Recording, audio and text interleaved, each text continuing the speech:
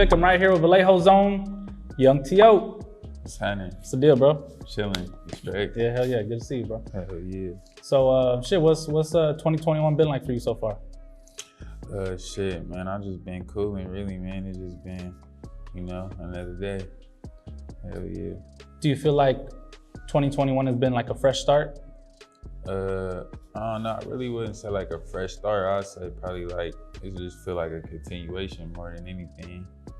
Yeah, because I mean, as everybody knows, you started off 2020. You were still in SOBxRBE technically. In the beginning. In the beginning of the year. In January, yeah. So it's like now. I mean, obviously we've known it's been an entire year, but now it's like started off the year not tied to anyone. Nobody's reflections reflect on you. You're just a solo artist completely. Facts. Is that freeing to you? Do you feel that freedom now, like not being tied to anybody? Yeah, for sure. More than anything, I just got out my major deal. I was signed to Interscope at first, so now I'm independent. So that's really more like more of the freedom, because I always really been able to do whatever I wanted to do. Yeah. How does it feel like not being signed to a big label and not being tied to anything? You're just kind of on your own. How does that feel? It's just like it's a good learning process, and it's like it's power and just like knowing how to run your own shit and owning your own shit. Yeah, you're like the captain of your own boat now, basically. Does that get like scary at all? Like, damn, all this shit falls on me. If I win, it's on me. If I lose, it's on me. Nah, it's just more like you just gotta be more like live your life based on like faith for real. Yeah. So with you mentioned you were signed to Interscope. What happened with them? Because I remember hearing you got signed to them in 2018. And I was just like, yo, T.O.'s about to be out of fucking here. You know what I mean? Like, and I feel like a lot of people thought that same way. What happened with them exactly? Really what it was like the A&R that I had originally had that was on my shit when it was like, when he was trying to work on my album and put it out and shit, we had like pushed it back because the managers felt like we should do the group albums and shit should come first. So we had like pushed it back. And by the time we, the group album, all that shit came out, the A&R dude was already working on like some whole other shit. So then I had got a new A&R. But and like, you got like a new person, and it don't even be like nothing personal for real, but it'd be like, they wasn't the original person who signed you, so I don't know if they get like the same amount of credit and shit like that. But I just felt like going back independent and just dropping multiple projects, building the catalog back up right quick, that'd just be a good option for me. Yeah. Do you feel like Interscope dropped the ball at all? I wouldn't even really say that Interscope dropped the ball more than anything. I really just say like it was just the timing. Like they wanted to go right then and there, and I felt like we was pushing it back for the group's sake. So by the time it was time to get to it, it was like I had to get like my team, like I had to get a new A&R. I had to, rebuild again. Yeah, I remember you spoke about having everybody in the group having the same management and how that's kind of like, you learned that that's like a conflict of interest, right? Because like you said, like you had your solo career that was gonna pop, and then they're like, actually, let's hold off because the group can do this and the group can do that. Are you, I guess, glad to just not have any of like that anymore, to where? No, I still got the same managers. I don't even got it with the same manager. Yeah. I don't got another manager. Oh, okay. Well, I mean, at least the good thing is that they're not focused on anybody but you, right? As far as that, like, it's like T.O.'s is a solo act now. You know what I mean? Type shit. So you recently did a project with Pacman the Gunman? Yeah, definitely called Lord Knows. Yeah, what was that like and how did that come about?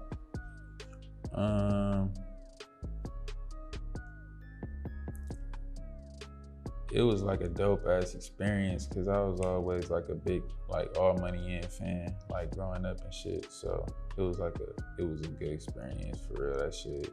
And we worked, had good chemistry. Like we knocked the songs out hella fast, just like back to back. Didn't even write it or nothing. So I fuck with it, and I just fuck with Pacman just like as a person, just Yeah, how'd you guys meet? How'd that relationship come about? It really just came about through me meeting Nip, and then I met J Stone, and then I just ended up meeting Pacman. And then, yeah. Did you get closer to Pacman after Nip's death, or was it like prior to that? You guys were already kind of close. We did like a song, like I think it was after probably Nip had died. Cause I think the song that I had did with J Stone was before. Okay. And what was your relationship with Nip before he passed? It was just like I had just met him at the studio type shit, and he just was like giving me advice and shit, just cause he fucked with my music and shit, and he just wanted to see me prosper in this shit. So, he just used to give me like motivational shit. That's like, you feel me? That's dope. Shit go a long way though. Yeah. When the right person's telling you, certain things, you're gonna listen, right? So, but prior to 2018, like before you broke up with, the first time you guys broke up with SOB, did you ever have thoughts of being like a solo artist? Was that kind of always the plan, or were you like, damn, I like this group shit? We always like solo artists too at the same time. Like we was always dropping solo projects also. Okay, cool. And then, so, going into this 2021, like what do you have planned? I got my next album, Angels and Demons, that's gonna come out soon. I got my RBE project that's gonna come out. I got a collab tape with Lil Sheik that's gonna come out. And then, then that, niggas just gonna keep working. It's probably even more shit than that gonna come, really, to be honest, because I just stay working, so. Yeah, I feel like, you definitely have an ear for talent. I know you mentioned that you kind of met all the SOB guys and you were just like, yo, they're dope, you know what I mean? Then you also obviously had Sneak, who went on to be signed to Def Jam and all that. Is that something you're gonna continue to focus on, like signing other artists to RBE? Yeah, that's what I'm always on that type of shit. Like even me just doing my rapping shit as Yhung T.O, I always just like wanted to be like an executive, like, you feel me? Like on some CEO type shit. Like that's why I always like pay the close attention to like my business and shit like that. So that's definitely in the plans to keep that going. I got my RBE label right now. I got a Lil Sheik going crazy, Lil Noonie. We pushing this RBE, Big Money Entertainment movement. That's dope. Yeah, I can imagine you meet like a 16-year-old or something that's like really dope, and then they tell you that like they grew up listening to you, and you'll be like, I'm 20-something years old. Like how you grew up listening to me? That's gonna be crazy. I feel like that's gonna happen. Because I was 16 when motherfuckers first heard my shit. So to them, you feel me? When they was hearing it, they was young. Yeah. So it makes sense, but that shit do be crazy though. Yeah, that young energy.